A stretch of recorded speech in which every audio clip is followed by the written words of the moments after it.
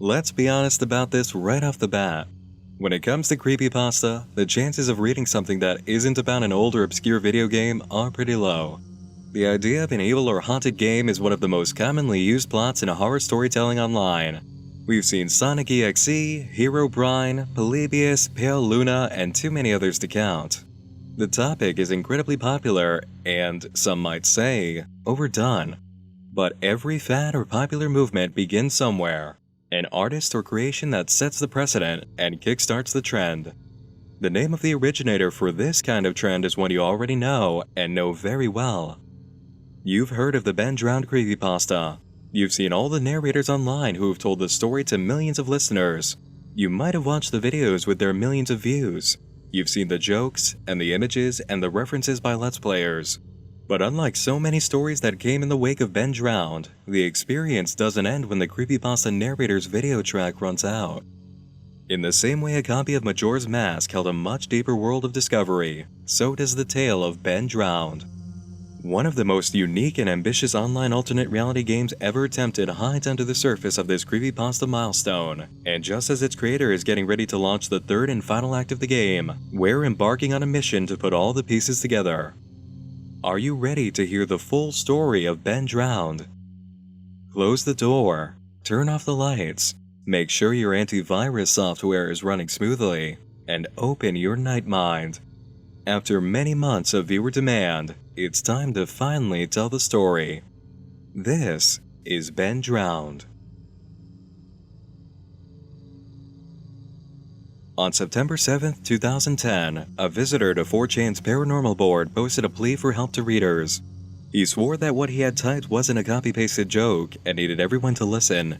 He was having trouble with a video game, specifically Majora's Mask. Having just moved into his dorm room at college, the writer didn't have much for entertainment besides what was immediately available to him. In this case, what he had was a Nintendo 64 system and only one game. During his first weekend at the dorm, he drove around a few neighborhoods nearby, visiting yard sales on the off chance he could get more games. He got lucky once or twice, finding some titles he recognized before noticing one last odd setup outside an otherwise normal home. Only one table had been placed out front with a few odds and ends on it. No one was nearby. Upon approaching the table, the writer was greeted by an old man with a strange, almost off-putting atmosphere about him. The college student asked if he had any old games, explaining he was trying to collect some, and after initially denying that he did, the old man said to wait a moment and walked into his garage. As the man dug through his belongings, the student examined the items on the table. An odd series of paintings that looked quite a lot like inkblot tests, including one resembling a silhouette of Majora's Mask from the Zelda game of the same title. The old man came back after a moment with a game cartridge, a copy of Majora's Mask, but with no original title sticker on it. Instead, the name had just been written down with a marker. To the student's surprise, he was given the game for free and, not being one to argue about a gift, said goodbye and headed back to his car. I thanked the man, and the man smiled at me and wished me well, saying, "Goodbye then." At least, that's what it sounded like to me. During the car ride home, I had a nagging doubt that the man had said something else. My fears were confirmed when I booted up the game and there was one save file named simply Ben. Goodbye, Ben. He was saying goodbye, Ben. I felt bad for the man, obviously a grandparent and obviously going senile, and I, for some reason or another, reminded him of his grandson, Ben. The student went on to play the game on his own save file and performed a type of glitch used for extending time needed to complete the story's mission. It worked, but upon leaving the area, he entered an extremely unexpected location with no characters in sight. From this point, the writer experienced an ongoing series of oddities, with pieces of the game missing, music playing in reverse, and events occurring in spots they were never meant to take place. All the while, an object from the game named the Elegy of Emptiness kept following him around. This was a statue that could be summoned for puzzle-solving efforts and was made to look like an ugly clone of the main character, Link. At several points, the writer attempted to run from the statue, which kept reappearing behind him. While running through the empty town center, the game teleported him to a new location with the game's villain floating in the air. After shooting him a few times, the character lifted Link up and set him on fire as the sound of laughter played. He was reset to the same spot, and after running around a bit more, set on fire again. A third attempt to remove himself from the situation using a magical instrument gave the same result. When the game screen returned after the third death blackout, Link lied motionless on the floor. An ominous message appeared a moment later. You've met with a terrible fate, haven't you? On the loading screen, the writer saw that his game file was no longer there. It had been replaced with one called Your Turn. Opening it up brought him right back to a shot of Link's body. A return to the file screen from there revealed another change. A new file titled Ben. How is it that we have video of this? The writer realized how significant this all was halfway through the oddities taking place and began recording before the statue started chasing him. The video was uploaded to YouTube under his account, titled Jadusable. Jadusable follows up the very next day on 4chan, posting that he had a dream the night before about the Elegy of Emptiness statue following him. Early in the day, he went back to the old man's house where he was given the copy of Majora's Mask. No one was home, but a neighbor was outside mowing his lawn.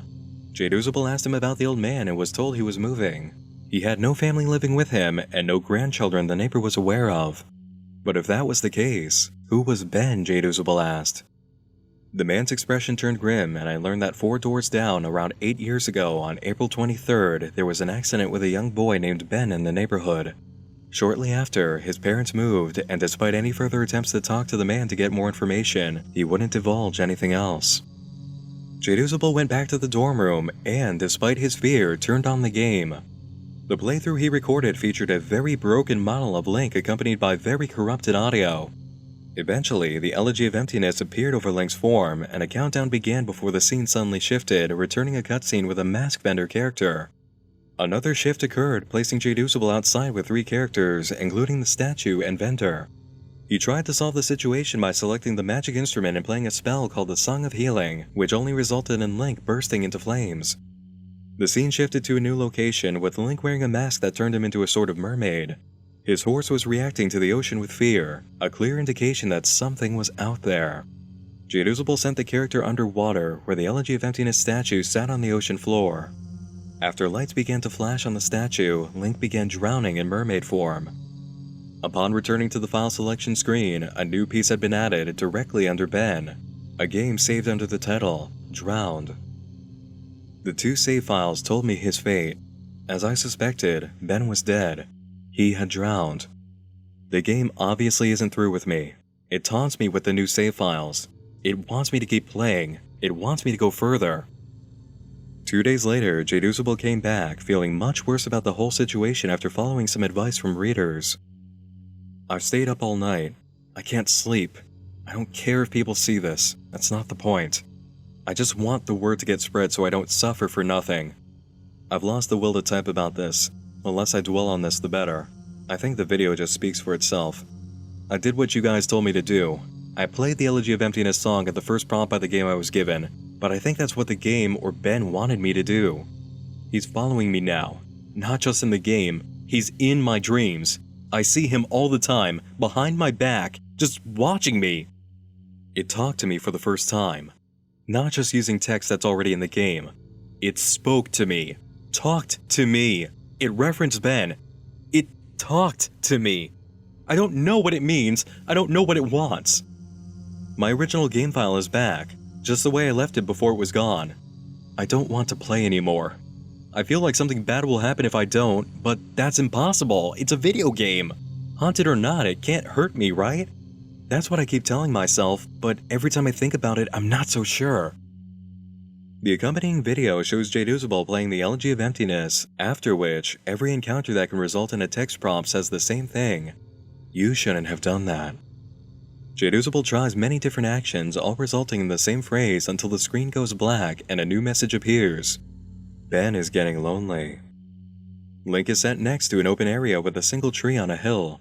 Once at the tree, backwards music begins to play, and the Elegy of Emptiness statue appears, followed by a jump scare screen of the mask vendor looking furious. A new message appears. You will be given one last chance, back to where it all began. Come play with us. The title screen reappears, leading to the save file screen. The original file used by Jadusable, Link, is back in place underneath Ben's. Another 2 days pass by. When communication picks back up, it's not from our narrator, it's from his roommate at college. Or in this case, former roommate. Jadusable had moved out after a very rough start to college life. It had barely begun before he packed up and headed home, and although his roommate didn't quite understand why he was staying in his room all the time, barely eating, and just not talking, he is finally beginning to put things together. I tried talking to him several times, but he would cut me off or keep the conversation brief when I asked him about his strange behavior. It was like he was convinced something was haunting him. Yesterday, I came to grab my philosophy book and he approached me, looking awful, these horrible bags under his eyes. He handed me a flash drive and gave me specific instructions. He told me that he needs me to do one last favor for him. He finally explained to me what has been going on, gave me the info to his YouTube account, and told me that he's getting away from here, that it lured him to play it again instead of trying to change things, that he shouldn't have done that, and to upload the footage and inform people what happened. I told him that he could do it himself, and he got this wild look in his eye and told me that he is never looking at that game again. And that's the last thing he said to me. He never even said bye when his parents came to pick him up. On the flash drive, there was the footage of the game last night, a text document with his name and password for YouTube, and a third document called thetruth.txt containing what he told me were his notes that he'd taken. He told me that this meant everything to him, that I follow his instructions exactly. I've had this video since yesterday. After watching it, I had to go back and look at his other videos to realize what was going on, and even then, I'm really confused. The video I'm releasing tonight. The Truth.txt will be released on September 15th, just like he requested. I haven't dared peek at it yet, so the first time I see it will be the first time you see it out of respect to my friend. To answer your questions, no, I haven't tried calling him yet. I think I'll give him a call tomorrow to see if he's okay or not. He should have gotten back home by now. The final video actually starts off a bit more normally than we're used to. Things aren't so haunted in appearance, and the music is playing forward. Jadusable plays the game through as Link, and everything is going smoothly until he checks his inventory. Inside, he finds a picture of the mask vendor and the Elegy of Emptiness. He drops the photo from his inventory and proceeds into the next room, where a creature teaches him the song to summon the Elegy of Emptiness statue. After playing, the statue appears, and Jadusable is left to fight a monster while trapped against a wall. He doesn't stand a chance. The monster approaches and cuts him to pieces with a loud, violent slash. Link dies and the scene cuts to black, leading to this.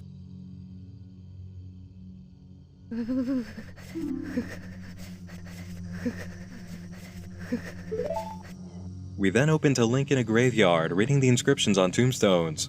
He comes to one that reads, "A vessel that holds wandering spirits rest here," and you can spot a very familiar figure standing behind it. Link falls through the earth and we receive a new quote accompanied by the laughter of the mask vendor.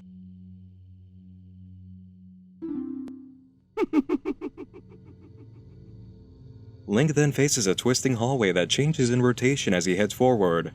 In the hallway, he encounters the Elegy of Emptiness, and the game freezes. The title screen loads again, followed by a quick return to the file saving space. The file previously marked Ben has now been named Matt. September 15th couldn't come quickly enough for readers of the story. Jadusable's roommate delivered, releasing the file titled The Truth on the promised date. Revelations spilled forward from the text, the first of which being that we've been played by an unreliable narrator this entire time. While Jadusable was typing his messages and recording gameplay, the spirit in the game, Ben, was guiding our entire perception of the events by manipulating text and video. Jadusable kept research notes that quickly turned into a diary detailing events behind the scenes.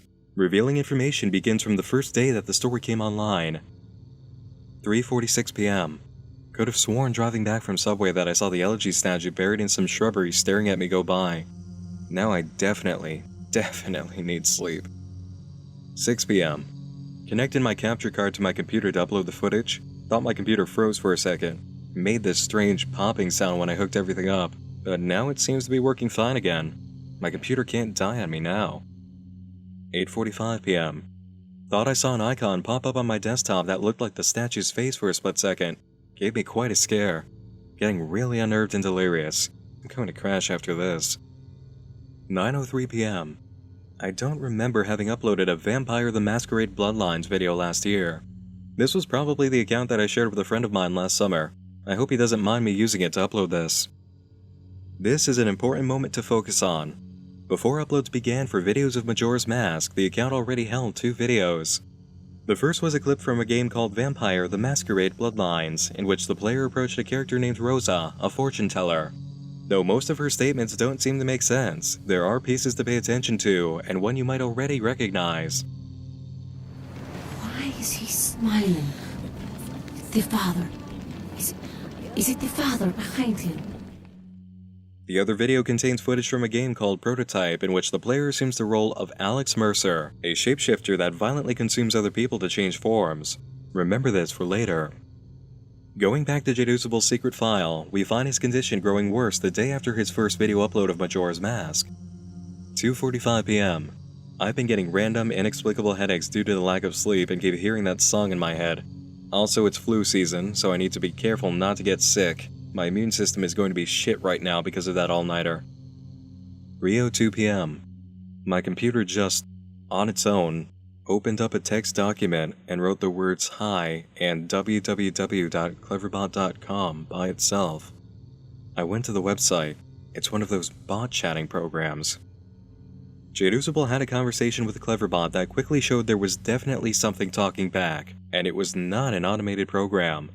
The other user admitted it was messing with his computer and only wanted one thing: to play with him on that game.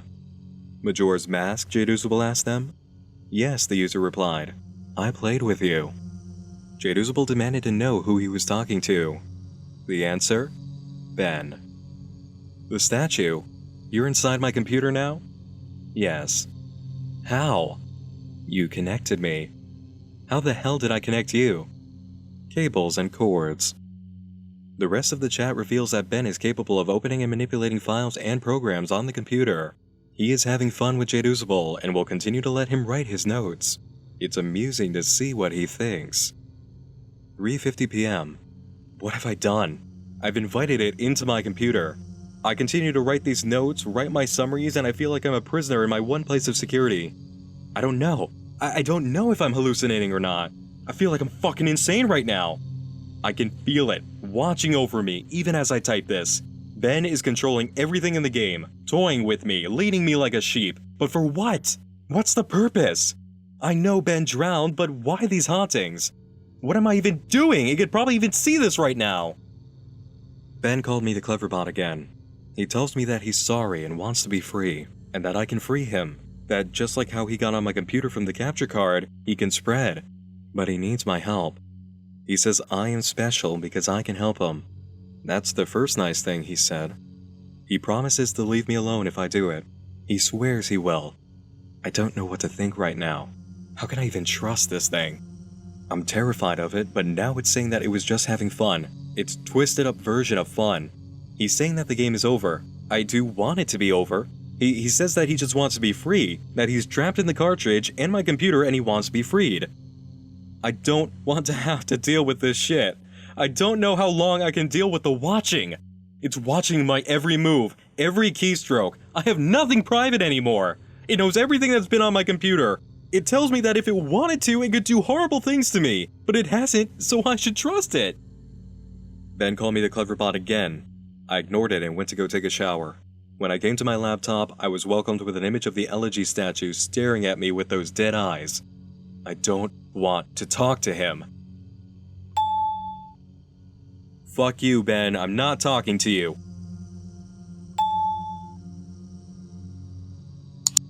Fuck you, Ben. I'm not talking. Fuck you, Ben. I'm not talking to you.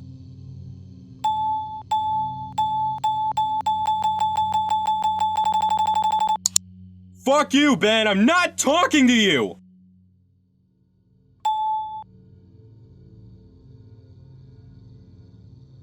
It's been more than half an hour and the messages have stopped. Ben has stopped. I'm beginning to think that Ben isn't confined to just my computer or cartridge. I'm beginning to feel something. It's hard to explain it. I've never been spiritual, but there's something different about the air in my dorm room now. I'm beginning to see the Elegy statue randomly as I search the internet in places I shouldn't. Places where he shouldn't be. I'd be scrolling down and suddenly I'd be staring at a picture of the Elegy statue. Always the Elegy statue. I don't know how much more of this I can take. The following day, Jadusable realizes that Ben has tampered with his post for the second video detailing events. Pieces have been removed that mention Ben existing outside the game, and something Jadusable wanted to tell us about the Moon Children is also gone. He tried to contact Ben on Cleverbot, but got no response. That night, he had a dream about the Moon Children who wore masks to hide hideously disfigured faces, maggots crawling out of their orifices, sunken black holes where their eyes should be. 2 of the children held him down while the mask vendor came and sewed a mask to his face. The Moon Children then took Jadusable's transformation the rest of the way, turning him into an elegy statue.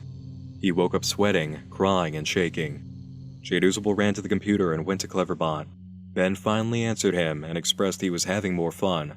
Fun to play, fun to toy with you, make you feel safe. He wanted to know how he would have reacted if he hadn't revealed himself and stayed hidden, only doing little things to play. He wanted to do something different with him. You did this before? Jadusable asked. Yes, and I will do it again.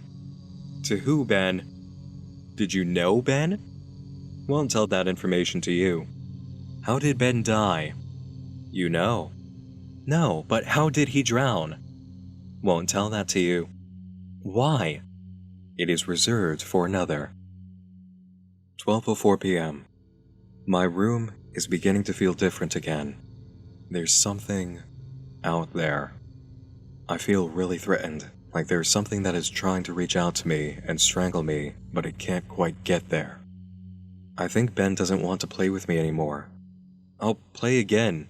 I'll play the game again. Ben, can you see this? I'll play the game again. Please, just stop this, please, please! I'm going insane trying to decide what is real and what isn't. Is Ben just playing a trick on me, or is this for real? Is Ben generating these replies, or are people actually posting them? Did I just see that screen flicker, or was it my imagination? Imagine depending on the internet and trusting your eyes for your entire life and then being blinded. You can't rely on it anymore. You second-guess everything. For the brief moments I am looking at my responses to the videos, people were pointing out things that looked fake or photoshopped or whatever.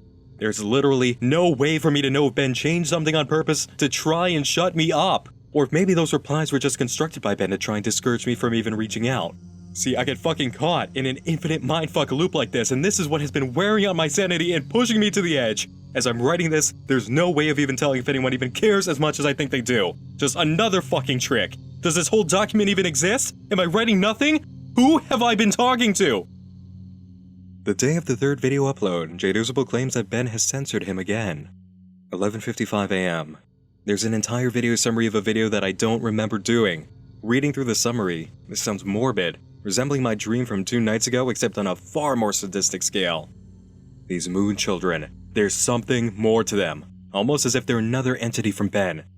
Something happened last night that I can't remember. I'm posting the 4th summary to the forums now. The shadow of my chair moved. Ben won't let me visit YouTube. I can browse the rest of the sites, but he keeps on exiting the window when I go to YouTube. Why? I'm feeling the air start to constrict. I don't think I'm alone here. Whatever aura has been here is getting more violent.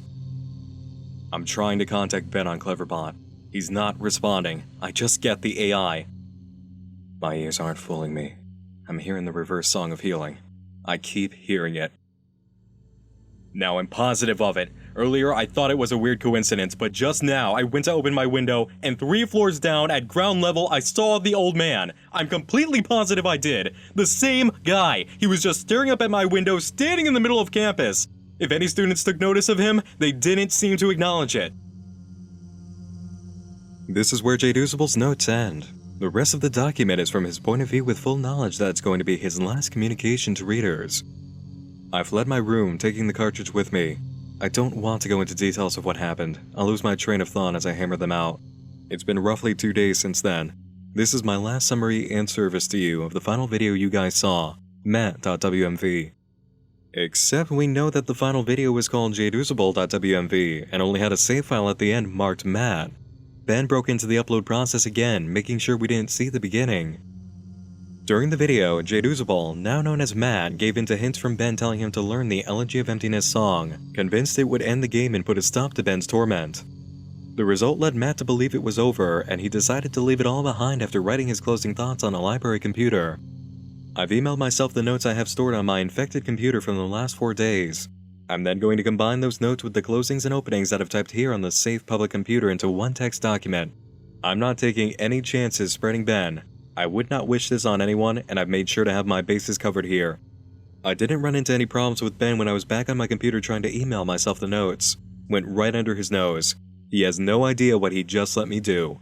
Had no problems opening the text document from my infected computer in my email either. That said, do not download any of my videos or anything about my videos.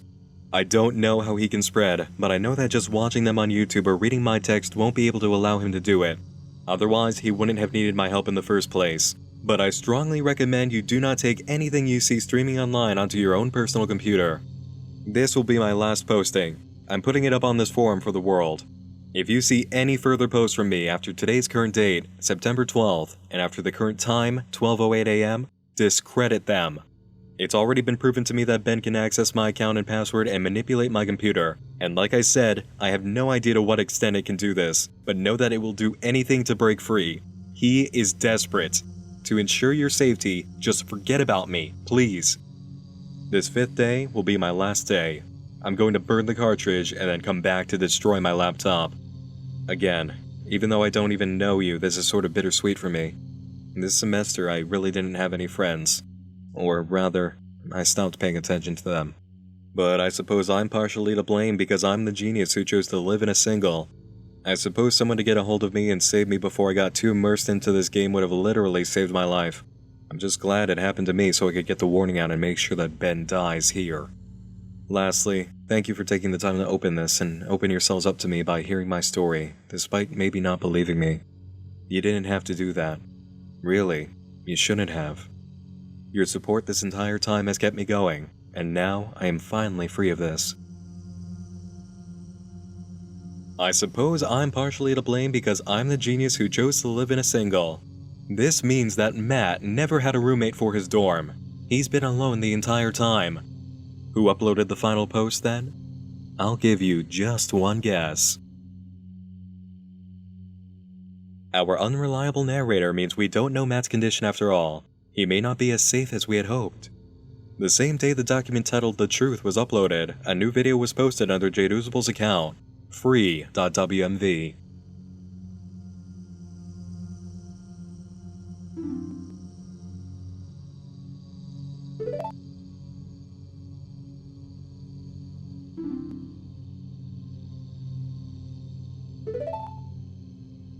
Readers were at a loss for how to proceed from here. Ben was free, and all along he had more power than anyone realized. Thankfully, activity opened up on September 17th, beginning with coded messages on Jadusable's YouTube activity log. Deciphering the codes led readers to a website, youshouldn'thavedonethat.net. Through initial investigation by readers, it was discovered that the website belonged to a cult named the Moon Children, worshippers of the goddess Luna.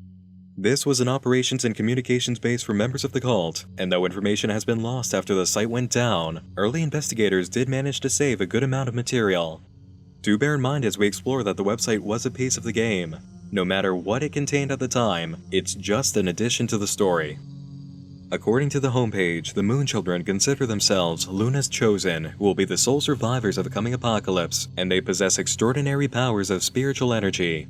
Immediately below the welcome text, we can spot posts from moderators that let us know the site is brand new. 3 of these mods have pictures wearing masks, and the Moon Children say they've been active for a while but have started a new site and may have some impending traffic they're aware of. The mods mention an ascension date, which has been assigned to the second poster, Neko, known by the real name of Chris. He posted on September 15th saying his ascension date would be tomorrow. It's all I can really think about now. My family can't understand why I'm so excited. The other mod, Duskworld, mentions another interesting bit of information. Please guys, don't make Mr. D upset. This may be related to another moderator who posted next named Drowned and wrote, "You shouldn't be reading this." Hovering over his avatar changed it to a picture of the Elegy of Emptiness. Neko posts the next day, thanking everyone for being like a family to him. He is excited to be ascending at last, and writes, "I still feel like I'm gonna pinch myself and wake up at any moment. I already have everything I need to go there. It's like all my life I've been waiting for this moment when I can finally achieve what I was meant to do. Keep this site running strong for me while I'm gone. I'll be back to come get you guys soon." 2 hours later, a post from Duskworld comes through claiming that Chris had a successful ascension with no complications. It really warmed my heart when I heard the news, and I'm sure it will for you guys too. Actually, I don't exactly have our logs out here in front of me, but I think Chris was the youngest person we've ever had to a successful ascension, which makes sense. Chris was always mature for his age. We're all really happy for you, Chris, and hopefully we'll be seeing you soon. Now if only he would start talking to me. The guest book from the site contained more casual conversation between members of the Moon Children, and if they didn't come across as troubled individuals already, a few of the posts confirmed the depth of their issues. A Moonchild writes about losing their mask, saying, "I was freaking out. Seriously, sometimes I just get so used to it on my face that I forget to pick it up if I put it down." Two other users placed back-to-back replies discussing their urge to kill several people before ascending, and one member even offers to join another in a mass murder spree. A page named The Creed actually contains 2 of them, with instructions for any participant to be wearing a mask. The initiation creed also involves drawing blood from initiates before they can receive a mask and join the Moon Children. Another page, marked Theories, contains reoccurring theories on the end, and has entries on Mayan, Hindu, and scientific ideas of the apocalypse, all leading up to the final entry, the Luna Prophecy. Dating back to 1998, a Moonchild named Kelpris received several whispers from Luna herself. Rather than ascending him, however, these whispers informed him of how the end will come about. The whispers were brief and vague, detailed below. They break free of the prison, engulf the world. Man will be betrayed by its minions, and I will be brought down from the sky, consuming everything. It's worth noting that the number 3 is reported by Kelpris to have been said numerous times, sometimes in between words, sometimes even between letters, so it's assumed that there is some kind of significance there. Kelpris was later found electrocuted. Whether it was foul play or an ascension was never determined. Although transcended, Kelpris' discovery has made him a legendary figure within the Moon Children, and much of the Order today is based off of that prophecy. At least now we can confirm what was already suspected of ascensions. They're just code word for death, be it by the hands of a deity, or suicide. The words of Luna stating she will be brought down from the sky, consuming everything, is exactly the nature of the apocalyptic scenario in Majora's Mask. Link is in a race against time to prevent the moon from crashing into the Earth. And this brings us back to the video for the game prototype from earlier. Do you remember how the main character, Alex Mercer, had to consume others in order to transform? Note the use of the word consuming in Luna's prophecy, and then take a look at these 2 posts from the site's guestbook. Gotta say I like the new site. The layout needs work, but it'll do. The important thing is that most of us survived the blackout. Anyone know what happened to Alex? I haven't heard from him. No idea. Haven't heard anything on his end. This correlation between the site and the prototype game might look like coincidence, and it would have stayed that way had viewers not discovered the existence of a Moonchild named Rosa. You'll remember Rosa as the character from the first video, from Vampire the Masquerade. The cult member named Rosa was found through personal contact with the moderator Ifrit to be his sister. Having had luck speaking to someone from the site after many attempts to do so, users emailed several questions, one of which asked about his real name. He responded with Rodney R, but another user who had been digging around found it listed on a secret page as Matt Hubris. A countdown clock had also been found on a secret page for a user named Ben. A question sent to Ifrit about Ben revealed that he had been a member of the cult and had ascended, but his body was never found. When the countdown on Ben's user page reached the final hour, the music playing on the homepage of the site changed from its original relaxing theme to something familiar. A fast version of the Mask Vendor's song from Majora's Mask. Players of the game who investigated the source code for the page saw that the song was called Matt's Final Hour. Just as the countdown hit its end, anyone who emailed Ifrit received a reply reading, "Hang on, someone keeps knocking at my door." It was the last message he ever sent. The countdown ran out, leading to an activity post on Jadusable's YouTube account. A posting of lyrics from a song called Who's That Knocking? Ben's body may have gone missing, but he was still around to visit old friends. This also reveals the actual reason Jadusable's last save file was marked Matt. It wasn't his real name. It was Ben writing down the name of his next victim. A video response was made replying to the latest video, free, with a title made of the last few letters from Ifrit's contact page. Exploring the YouTube account that posted the reply, the link missing revealed the name of the uploader to be Alex, the missing Moonchild. The video was a recording of Link playing the Song of Time in front of the moon from the previous game in the franchise. The Song of Time has the ability to reverse time, slow it down, and speed it up. The end result of this action was a full reset of the Moon Children website, but when visitors took a look at Ifrit's page, all they found was a display of 3 elegies of emptiness and a question. expecting to find someone else. Just like a boss in the game of Majora's Mask, a character that was killed by an enemy would not reappear when time was reset. A new set of secret messages that were laid throughout the site indicated there were moves to make on the player's side of the story. One player sent a video response to Ben's last upload on Jadusable's account, which showed Link playing the inverted Song of Time, slowing down the countdown clock on the website that had caused Ifrit's death. Ben replied on the Jadusable channel with a cipher code that translated to the message, "You've begun to start thinking. You've begun to catch on. You've made a discovery today, but how long until that blessing becomes a curse?" This was a confirmation of how the game was meant to be played. Players could send gameplay in Majora's Mask using spells to create changes. The next move was a song called New Wave Bossa Nova, which allowed those without a voice to speak. This granted Rosa the ability to communicate with users through Ifrit's email, which had been switched over to the name Matt. It was discovered that she held the username and password to a page titled The Truth.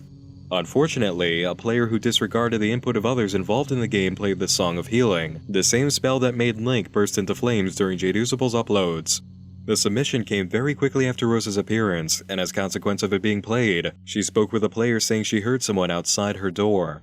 Rosa gave up the username and password for The Truth, but the player wasn't quick enough to use it on the secret page and find information to help. Rosa met the same fate as the original account holder Matt, otherwise known as Ifrit.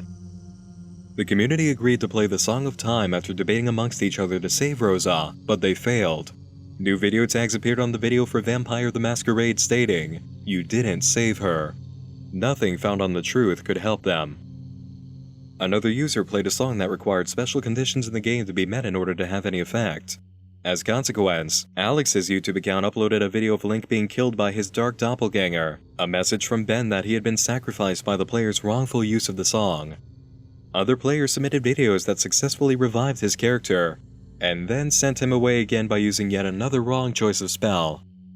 Almost immediately after all of this, on the morning of September 20th, an event on the original 4chan board that kickstarted the whole story took place, shaking all players out of the experience. Alex Hall, the writer of the story, maker of the Jadusable and Alex videos, and overall puppet master of the alternate reality game, stepped out of the shadows to reveal himself and hold an interview. Difficulties of time and finances were keeping him from continuing the game. As an actual college student, Alex was not equipped to keep things running. He had designed the website for the Moon Children himself, paid for hosting and maintenance, and done everything else involved with keeping the game up and running, and the strain was finally becoming too much. He admitted what steps players had been meant to make, and that the game had been flexible. Flexible enough so that you could make mistakes and lose main characters like Rosa and Alex, but still manage to beat it. The game was meant to mirror Majora's Mask as much as possible, with 4 reset cycles to mimic the 4 giants in the game. The video for Rosa, Vampire the Masquerade, was the initial ground for basing the story's prophecy and how events would be laid out. The prototype video was for keywords like Alex and consume, and to act as a metaphor in the way Ben operated. The point of the game? Put a stop to Ben. And for those wondering about that username, Jadusable, it turned out to be a mix of the names Judas and Abel. In as short a time as the next day, Alex gave the news that he had received donations that could allow him to continue the game in the near future, and on October 6th, the Moon Children website came back to life. Images of gas masks and people wearing them appeared, reminiscent of the profile pictures seen from the admin Drowned. Players came running back in time to learn about a scavenger hunt. By adding a number between 1 and 63 to the end of the web address, you could gain access to a new page containing a different file. Quite a few were password protected, and file 31 was missing. The site underwent several surface-level changes, with images of the Elegy of Emptiness appearing, messages coming and going, and other small transformations. Soon, players managed to crack the password to all files except for the 59th. Once that was broken into, a message was found from Ifrit, declaring that he is not dead. Ifrit shared the message that Ben was growing stronger. The character of Link had been a kind of blockade between players and Ben, but even that protection had now been eliminated by the second video to come up on Alex's channel. They had to fight and keep trying to beat it using all the knowledge and clues they'd obtained. A ciphered message at the bottom called to a player by their real name, telling them they were in danger. This user was known online as Ryukaki. The next day, any user who had submitted a phone number to the site through the contact page began receiving phone calls from a blocked number. Some calls were audio of the Song of Healing in reverse, while others were the Elegy of Emptiness, followed by a voice telling them, "You shouldn't have done that." Ryukaki also began uploading on his YouTube channel, starting with the video Sounds, in which he tries to find the source of some strange noises in his home. Next comes the video Music, about a phone call he keeps getting.